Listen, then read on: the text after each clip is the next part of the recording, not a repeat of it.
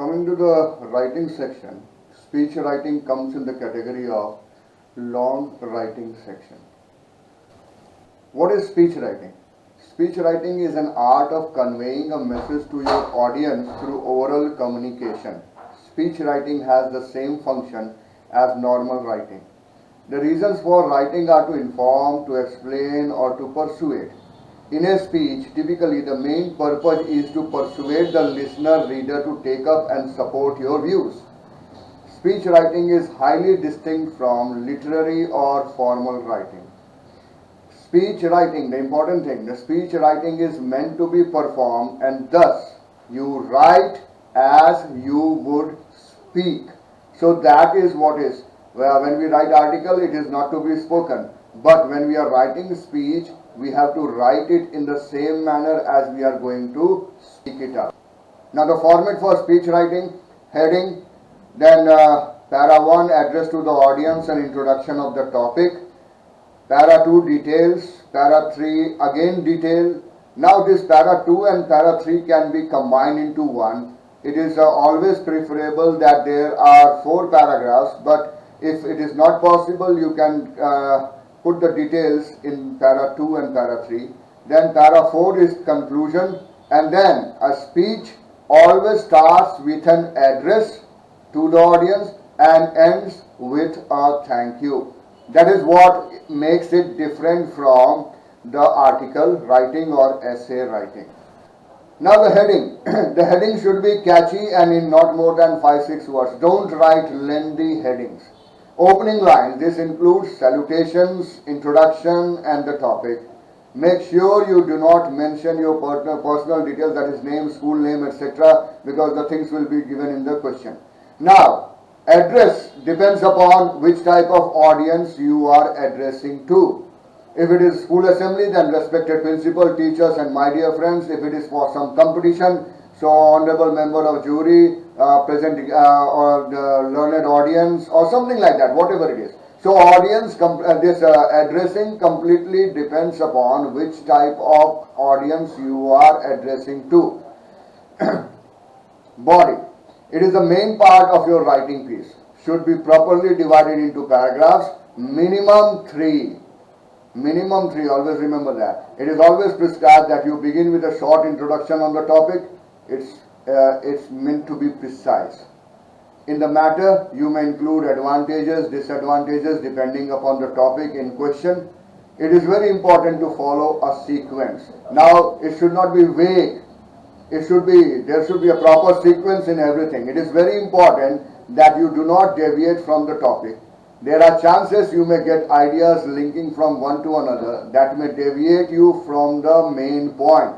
You have to refrain, you have to restrict yourself from doing so. Remember, the topic has to be kept in mind, the sequence of the ideas has to be kept in mind, and it should not seem vague, it should be in a proper systematic pattern.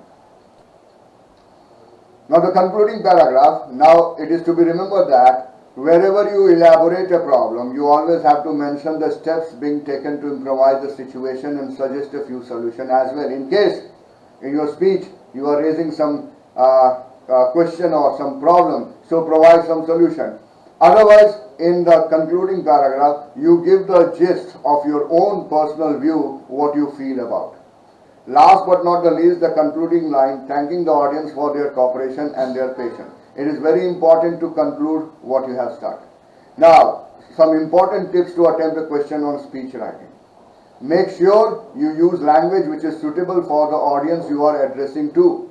Usage of complex vocabulary for addressing children is not advisable. Usage of, be simple in your language, that is what it means. Be simple in your language, be very, very straight in your language, be very precise in your language. Usages of quote is highly recommended. Now, if you remember any quote related to the topic, fine. If you can use it, but anything cannot be used over there.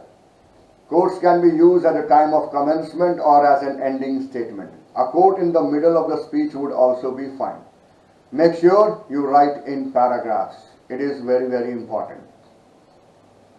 Now, before attempting the question, you should keep this particular point. Point number 4. Just make a list of all your important points. So once you read the question, all the points that comes to your mind, write it somewhere so that you do not forget relevant points while writing. And this will also help in avoiding the repetition. Generally, it happens that many a times when we are writing, there is quite a repetition. Reason is this, that we don't write the points. So write down all the points. 1 minute, give to the question, write all the points, and after that, while writing, you can refer to those points.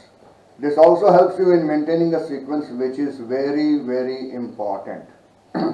Now, a sample question. Recently, in the incidents of violent behavior of students is a matter of concern for all. So this is the question. You have to write a speech. So this is how we write.